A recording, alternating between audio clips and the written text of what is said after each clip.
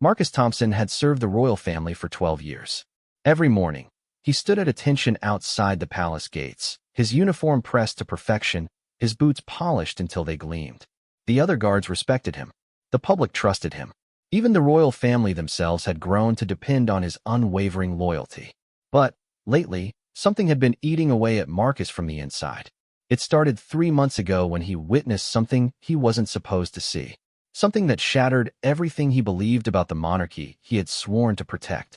The autumn rain pelted against the palace windows as Marcus walked through the long corridors during his night patrol. The palace felt different at night. During the day, it buzzed with activity, servants rushing about, officials in expensive suits hurrying to meetings, tourists taking guided tours through the public areas. But, at night, the palace revealed its true self. The shadows seemed longer, the silence more oppressive, and the secrets heavier.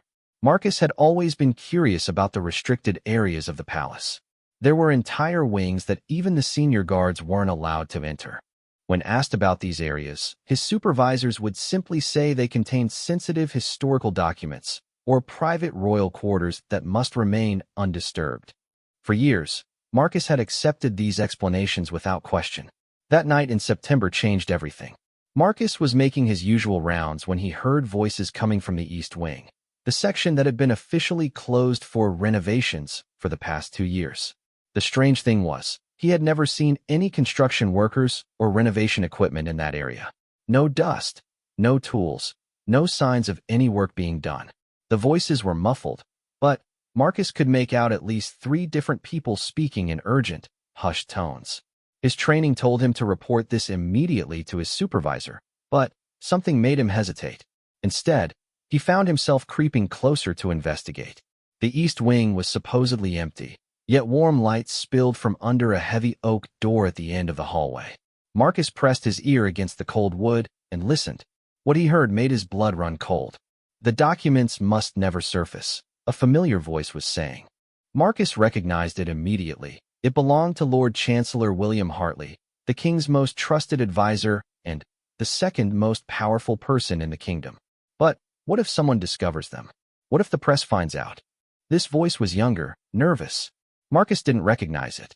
Then, we deal with them the same way we've dealt with others who got too close to the truth, Lord Hartley replied coldly. The royal family's reputation must be protected at all costs.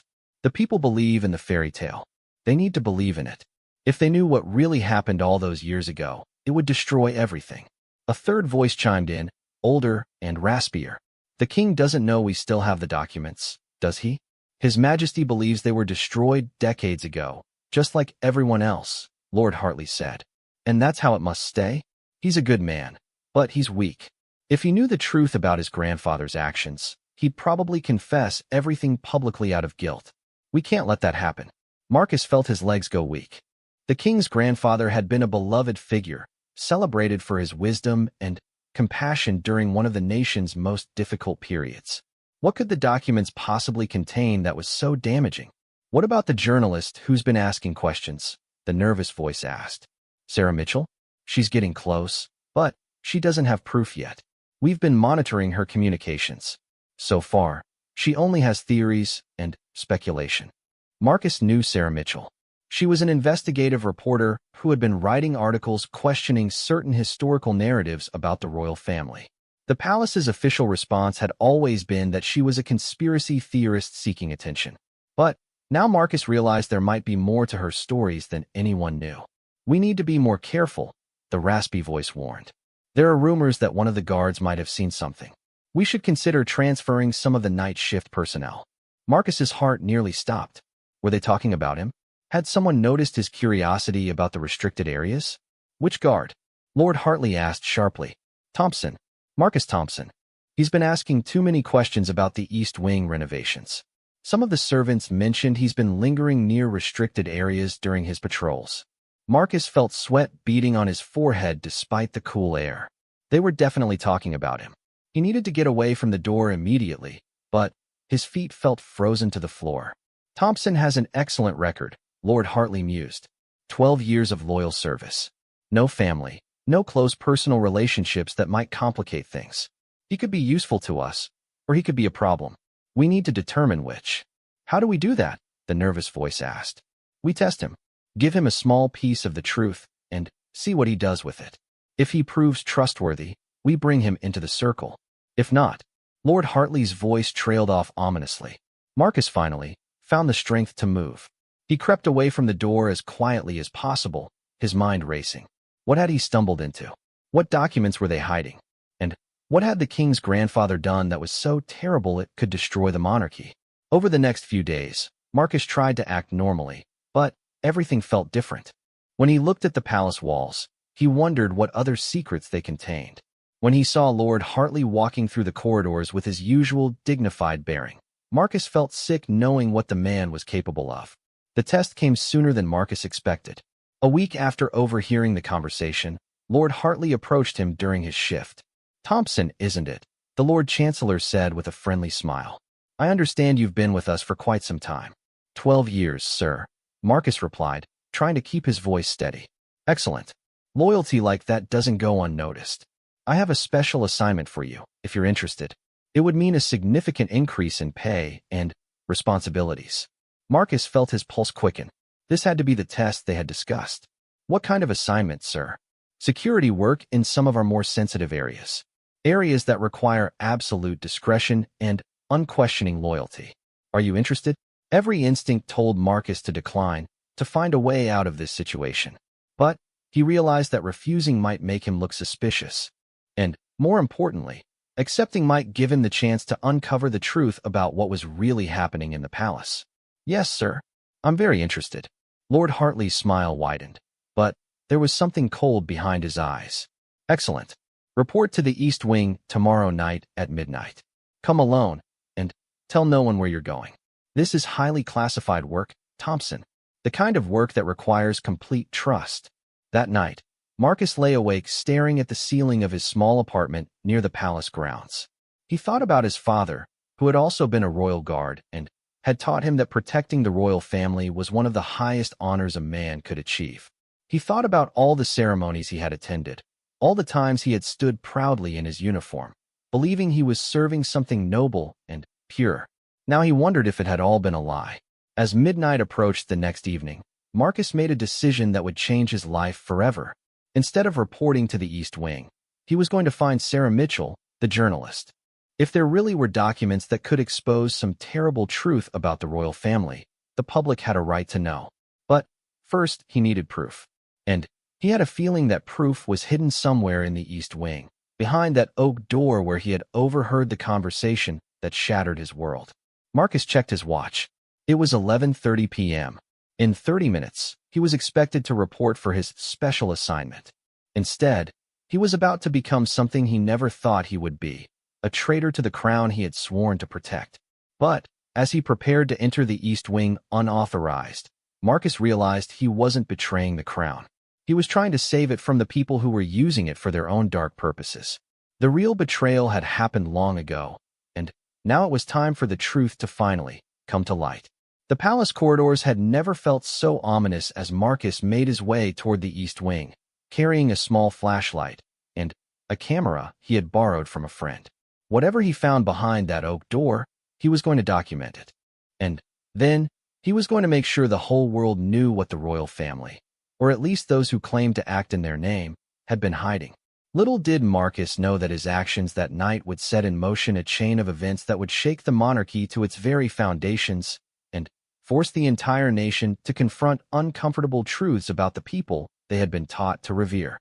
The secrets of the palace were about to be exposed, and nothing would ever be the same again. Marcus's hands trembled as he approached the oak door. The hallway was eerily quiet, with only the sound of his own breathing and the distant ticking of an antique clock somewhere in the darkness. He had been walking these palace corridors for 12 years, but tonight they felt like foreign territory. The door was slightly ajar, which surprised him. During his patrol the week before, it had been firmly closed. Warm light still spilled from the crack, and Marcus could hear the faint rustling of papers inside. Someone was definitely in there, working late into the night. Marcus pressed himself against the wall and peered through the narrow opening. What he saw made him forget to breathe. The room was larger than he had expected, with high ceilings and walls lined with filing cabinets and document boxes. But it wasn't the size of the room that shocked him. It was what was inside. Dozens of wooden crates were stacked against the walls, each one labeled with dates going back decades. Some boxes were marked with symbols Marcus didn't recognize. Others bore the royal seal, but with an additional marking that looked like it had been added later. At a large mahogany desk in the center of the room sat Lord Hartley, but he wasn't alone. The nervous young voice Marcus had heard belonged to a man in his 30s wearing expensive glasses and a designer suit. The third person, the one with the raspy voice, was an elderly woman with silver hair pulled back in a severe bun. Marcus didn't recognize either of them, but their body language suggested they were people of considerable importance. The Thompson situation is becoming more complicated, the woman was saying as she reviewed a thick file. Our background check revealed some interesting information about his family history. Marcus felt his stomach drop. What could they possibly have found about his family? His father, Robert Thompson, was also a palace guard, Lord Hartley replied, flipping through papers on his desk. Served for 32 years. Died in a car accident 5 years ago. Yes, but look at this, the woman said, sliding a document across the desk. Robert Thompson was on duty the night of the incident in 1987. He was one of the guards who helped with the cleanup. The young man leaned forward.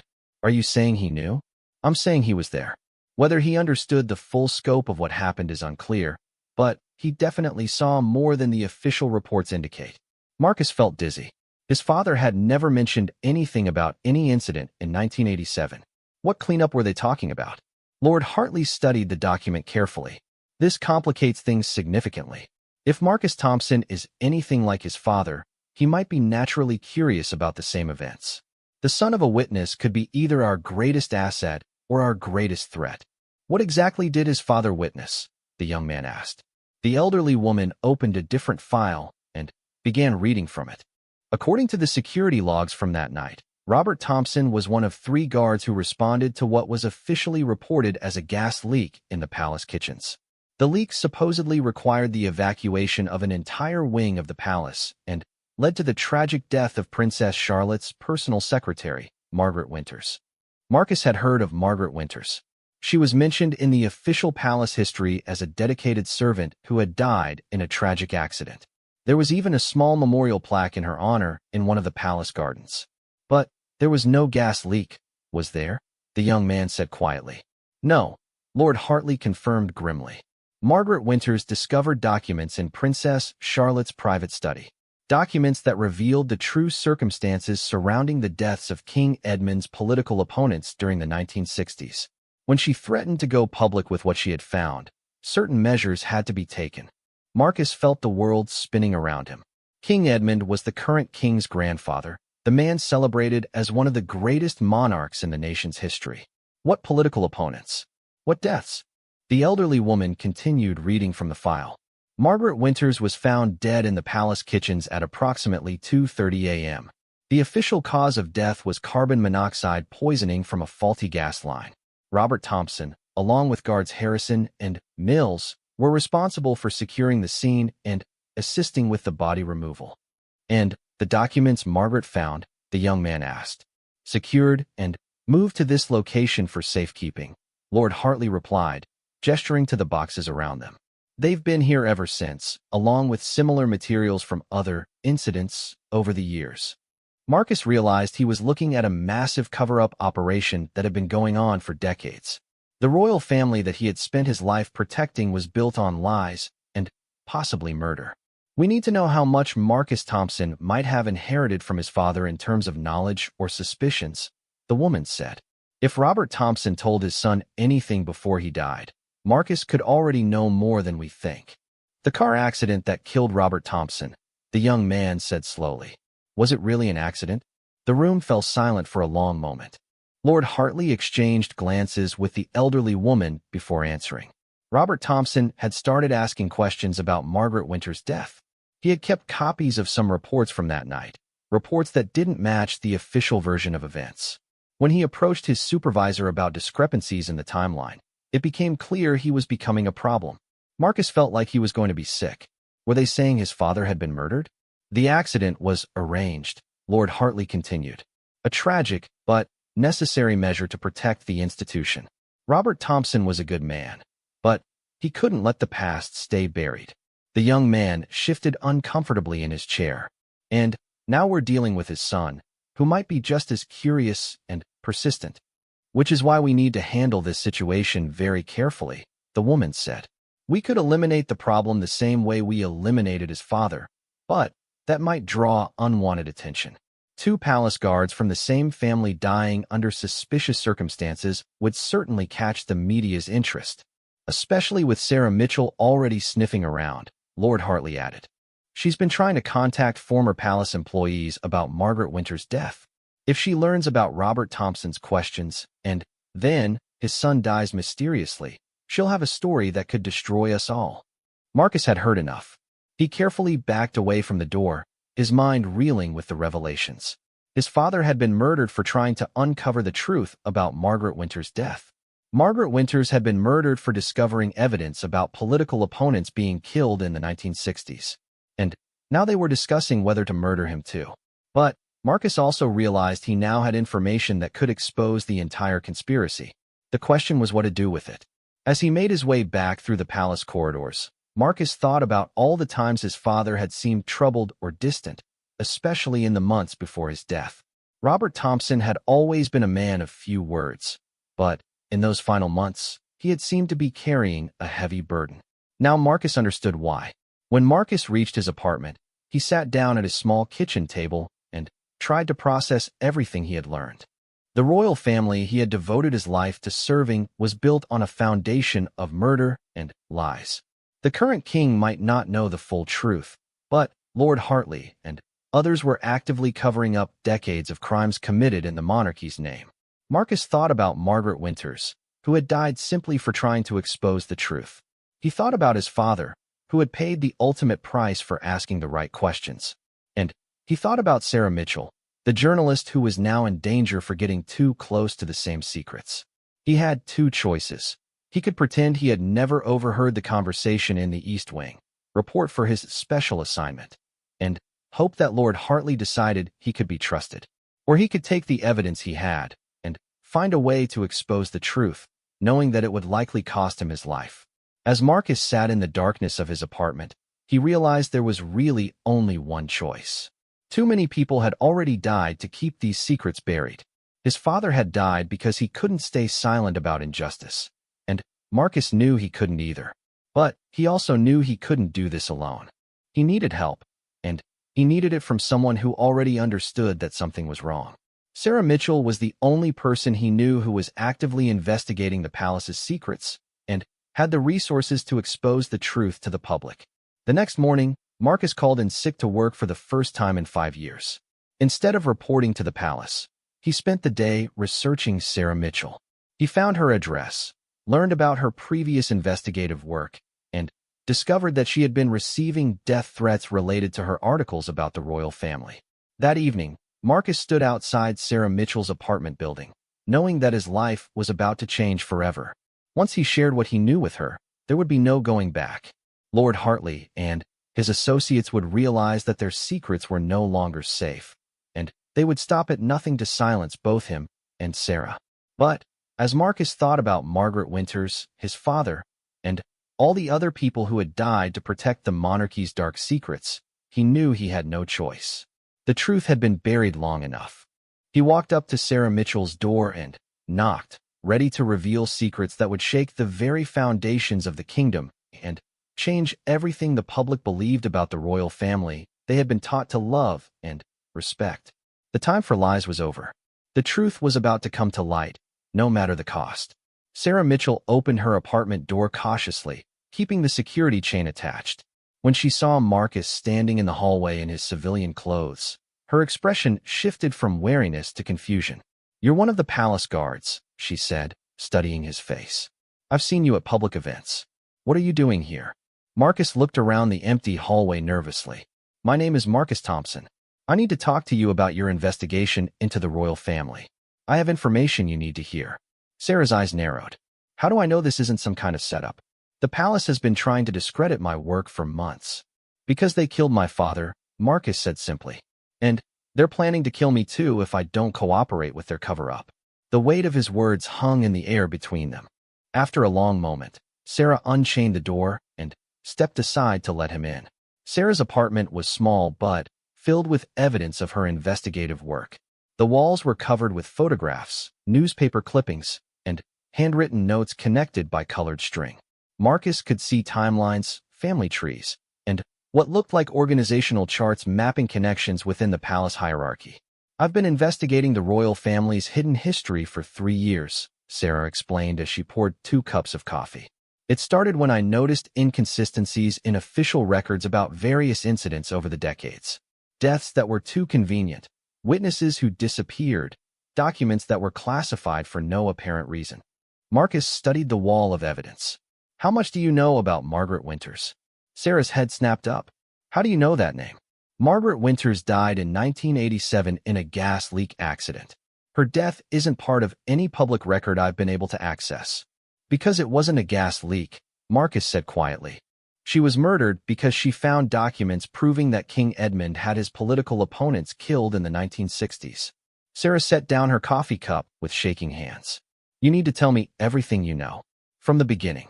For the next 2 hours, Marcus recounted everything he had witnessed and overheard. He told Sarah about the secret meetings in the East Wing, the documents hidden in wooden crates, and the conversation about his father's death being arranged. Sarah listened intently, occasionally asking questions and taking notes. This is bigger than I imagined, Sarah said when Marcus finished. I suspected there were cover-ups, but I had no idea about the scope or the body count. We're talking about decades of murder and conspiracy at the highest levels of government. What do we do now? Marcus asked. I'm supposed to report to Lord Hartley tomorrow night for my special assignment. If I don't show up, they'll know something is wrong. Sarah walked over to her evidence wall and stared at it thoughtfully. We need proof. Everything you've told me is explosive, but it's all hearsay. We need documentation, photographs, something concrete that can't be dismissed as the fantasies of a disgruntled employee and a conspiracy theorist journalist. The documents are all in that room in the East Wing, Marcus said. But getting access to them would be impossible. The security is too tight. Not impossible, Sarah said slowly. Just extremely dangerous. But if those documents contain proof of political murders going back decades, it's worth the risk. This could be the biggest story in the nation's history. Over the next several hours, they developed a plan. Marcus would report to Lord Hartley as scheduled, but he would be wearing a hidden camera and microphone that Sarah would provide. If Lord Hartley brought him into the secret room and showed him the documents, they would have the evidence they needed. There's one problem, Sarah warned him. If they suspect you're recording them, you won't leave that room alive. These people have killed to protect their secrets before, and they won't hesitate to do it again. I understand the risks, Marcus replied. But I can't live with knowing what I know and doing nothing about it. My father died because he tried to expose the truth. I owe it to him and to all the other victims to finish what he started. The next evening, Marcus prepared for what might be his final mission. Sarah had given him a tiny camera disguised as a button on his shirt and a recording device smaller than a coin that he taped under his arm. They had agreed that if he didn't contact her within 2 hours of entering the palace, she would go to the police with everything they had discussed. As Marcus walked through the palace corridors toward the East Wing, he tried to appear calm and confident. But inside, his heart was racing. He was about to confront people who had orchestrated multiple murders over the course of decades, and they had no qualms about adding his name to their list of victims. Lord Hartley was waiting for him at the oak door, along with the elderly woman and the young man Marcus had seen before. Thompson, excellent timing, Lord Hartley said with his usual practiced smile. I'd like you to meet some colleagues of mine. This is Dame Victoria Ashworth, head of our Historical Preservation Department, and Dr. James Colbert, our senior archivist. Marcus shook hands with both of them, noting how Dame Victoria's grip lingered a moment longer than necessary, as if she were studying him. Before we proceed, Lord Hartley said, I need to be absolutely clear about the sensitive nature of what you're about to see. The work we do here is essential to protecting the monarchy and maintaining public trust in our institutions. Sometimes that means making difficult decisions about what information should remain private. I understand, sir, Marcus replied, hoping his voice sounded steadier than he felt. Lord Hartley opened the oak door and led them into the room. Seeing it with his own eyes, Marcus was struck by just how extensive the operation was. There were hundreds of document boxes, filing cabinets, and storage containers. This wasn't just a small cover-up, it was a massive archive of state secrets. What you see here represents nearly 60 years of sensitive historical materials, Dame Victoria explained as they walked between the rows of boxes. Documents that, if made public, could cause irreparable damage to the monarchy and destabilize the entire nation. Dr. Colbert pulled out a thick file from one of the cabinets. These are the Margaret Winters documents, he said, opening the folder to reveal photocopied pages covered in handwriting. She discovered evidence that King Edmund had used unofficial methods to deal with political threats during his reign. Marcus tried to position himself so that his hidden camera would capture the documents. What kind of threats? He asked. Opposition leaders who were organizing protests against the monarchy, Lord Hartley explained. Journalists who were preparing to publish damaging stories. Union organizers who were encouraging civil unrest. People who posed a genuine threat to the stability of the crown. And they were all killed? Marcus asked, trying to keep his tone neutral. They died in various ways over several years, Dame Victoria said carefully. Car accidents, heart attacks, suicides. Nothing that could be traced back to the palace. But the timing was always remarkably convenient. Dr. Colbert pulled out another file. This contains the evidence Margaret Winters compiled. Names, dates, connections between the victims, and their opposition to the crown. She was planning to take it to the newspapers when she suffered her unfortunate accident. Marcus felt sick as he looked at the documents. There were at least 20 names on the list, each with detailed information about their opposition activities and the circumstances of their deaths. It was a systematic elimination campaign that had lasted for years. Why are you showing me this? Marcus asked. Because we need people we can trust, Lord Hartley replied. People who understand that sometimes terrible decisions have to be made for the greater good. Your father understood that, eventually. My father knew about this. Dame Victoria nodded. Robert Thompson was one of the few guards who witnessed the Margaret Winters situation firsthand. At first, we were concerned that he might become a problem. But, over time, we realized he could be valuable to our operation. Marcus felt confusion mixing with his revulsion. Are you saying my father was involved in the cover-up? Your father helped us maintain the secret for nearly 20 years, Dr. Colbert said. He understood that exposing these historical incidents would serve no purpose except to destroy public faith in the monarchy. He was a patriot who put the nation's stability above his own moral reservations. Then, why did you kill him? Marcus asked, the words coming out before he could stop them. The room fell silent. Lord Hartley, Dame Victoria, and Dr. Colbert all stared at Marcus with suddenly cold expressions. That's an interesting accusation, Lord Hartley said slowly. What makes you think your father's death was anything other than a tragic accident? Marcus realized he had made a fatal mistake. He had revealed that he knew more than he should, and now these people understood that he was not the loyal recruit they had hoped for. I think this conversation is over, Marcus said, backing toward the door. I'm afraid not, Dame Victoria said, and Marcus heard the door click shut behind him. Dr. Colbert had moved to block his exit while Dame Victoria pulled out a cell phone. Security to the East Wing immediately, she said into the phone. We have a situation that needs to be contained. Marcus knew he was in serious trouble. These people had killed his father and countless others to protect their secrets, and now he was trapped in a room with them and evidence of all their crimes. But he also knew that Sarah Mitchell was waiting for his signal, and the camera was still recording everything. Even if they killed him, the truth would finally come out. As footsteps echoed in the hallway outside, Marcus prepared for the fight of his life, knowing that the future of the monarchy and the lives of countless innocent people depended on whether he could survive long enough for the truth to reach the public. The sound of approaching footsteps grew louder as Marcus found himself trapped in the secret room with 3 people who had already proven they would kill to protect their secrets. His mind raced as he tried to figure out a way to escape or at least delay them long enough for Sarah Mitchell to realize something had gone wrong. You've put us in a very difficult position, Thompson, Lord Hartley said, his friendly demeanor completely gone. We had hoped to bring you into our organization, just as we did with your father. But it seems you lack his wisdom and discretion. My father was never part of your organization, Marcus shot back. You said he was asking questions about Margaret Winter's death. That's why you killed him. Dame Victoria laughed coldly. Your father was asking questions, yes.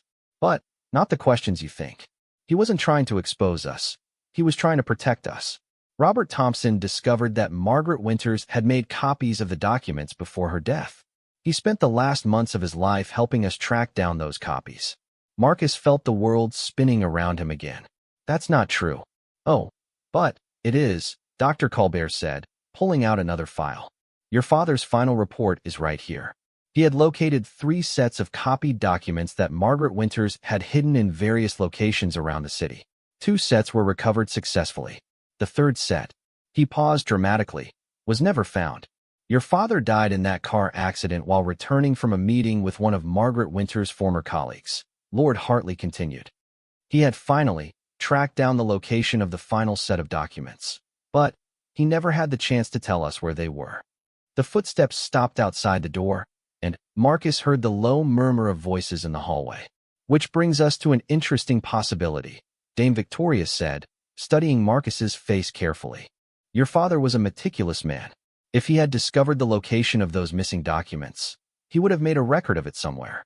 Perhaps he left notes, or told someone he trusted. Like his son, Dr. Colbert added meaningfully. Marcus realized they weren't planning to kill him immediately. They thought he might know where Margaret Winter's copies of the documents were hidden, and they needed that information first. I don't know anything about any copies, Marcus said. My father never talked to me about his work. Perhaps not directly, Lord Hartley mused. But he might have left clues. A safety deposit box key, an address written somewhere, a contact name. Think carefully, Thompson. Your life may depend on remembering something your father said or did in his final weeks. Marcus's mind raced as he tried to think of anything unusual his father had done before his death. There had been a few strange phone calls, and his father had seemed distracted and worried.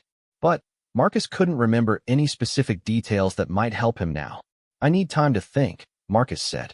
And I want some assurance that you won't kill me the moment I give you what you want. Dame Victoria checked her watch. You have until midnight. That gives you approximately 4 hours to search your memory and your father's belongings for any clues about those missing documents. If you can help us recover them, you'll be brought into our organization with a substantial promotion and salary increase. If you can't, she left the threat hanging in the air. And if I refuse to cooperate at all, then you'll suffer the same unfortunate accident as your father, Lord Hartley said matter-of-factly. The choice is entirely yours. The door opened, and 2 security guards entered, not palace guards like Marcus, but private contractors he didn't recognize. They escorted him out of the secret room and through a series of corridors he had never seen before, finally bringing him to a small office in what appeared to be the basement of the palace. You'll wait here while you consider our proposal, one of the guards said. There's a phone on the desk if you need to make any calls to help with your research. After the guards left and locked the door behind them, Marcus examined his surroundings. The office was sparsely furnished with just a desk, 2 chairs, and a filing cabinet. There were no windows, and the only way out was the door he had come through. Marcus checked his hidden recording equipment and was relieved to find that it was still working. Everything that had happened in the secret room had been captured, including the confessions about multiple murders and the extensive conspiracy. Now he needed to find a way to get that evidence to Sarah Mitchell. He looked at the phone on the desk and wondered if it was monitored. Probably, but he might be able to send Sarah a coded message that would alert her to his situation without revealing too much to his captors. Marcus dialed Sarah's number, hoping she would understand what he was trying to communicate. Hello. Sarah's voice was tense. Hi, it's Marcus. I'm calling about the research project we discussed. There was a pause as Sarah processed his words. Is everything all right? You sound strange. I'm fine, but I've made some interesting discoveries. I've found some additional documents that weren't in the original location we discussed. It looks like there might be 3 separate sets of materials. 3 sets. Sarah caught on quickly. That's more than we expected. Yes, and it appears that 2 of the sets have already been recovered by other researchers. But there's still 1 set that hasn't been found. I'm going to need some time to locate it. How much time? Sarah asked. Marcus looked at the clock on the wall. I have about 4 hours to complete this research. If I can't find what they're looking for by midnight, there could be serious consequences. I understand, Sarah said. Is there anything I can do to help? Just be ready to publish whatever information we've already gathered if something happens to me, Marcus said. The story is more important than any individual researcher. After hanging up, Marcus hoped that Sarah had understood his message. He was trapped and running out of time, but the evidence of the conspiracy was still safe with her. If he didn't survive the night, at least the truth would eventually come out. But Marcus wasn't ready to give up yet. He still had 4 hours to figure out a way to escape or turn the situation to his advantage. And he had been thinking about his father's final weeks, trying to remember anything that might be relevant. There was something that had seemed odd at the time. About a week before his father's death, Robert Thompson had given Marcus a small key and told him it was for a safety deposit box at the First National Bank downtown. He had said it contained important family documents, and that Marcus should only open it if something happened to him. Marcus had never opened the safety deposit box. After his father's funeral, he had been too grieved to deal with practical matters, and then he had simply forgotten about it. The key was still sitting in a drawer in his apartment. Now Marcus realized that the safety deposit box might contain exactly what Lord Hartley and his associates were looking for: Robert Thompson's records about Margaret Winter's missing documents. But it might also contain evidence that could help Marcus expose the entire conspiracy. The question was whether to tell his captors about the safety deposit box. If he gave them what they wanted, they might kill him anyway to eliminate a witness. But if he didn't cooperate, they would definitely kill him. Marcus decided on a different approach. He would tell them about the safety deposit box, but he would insist on being present when it was opened. That would give him a chance to see what his father had hidden and possibly find a way to escape or get word to Sarah Mitchell. When the guards returned an hour later, Marcus was ready with his story. I remembered something, he told them.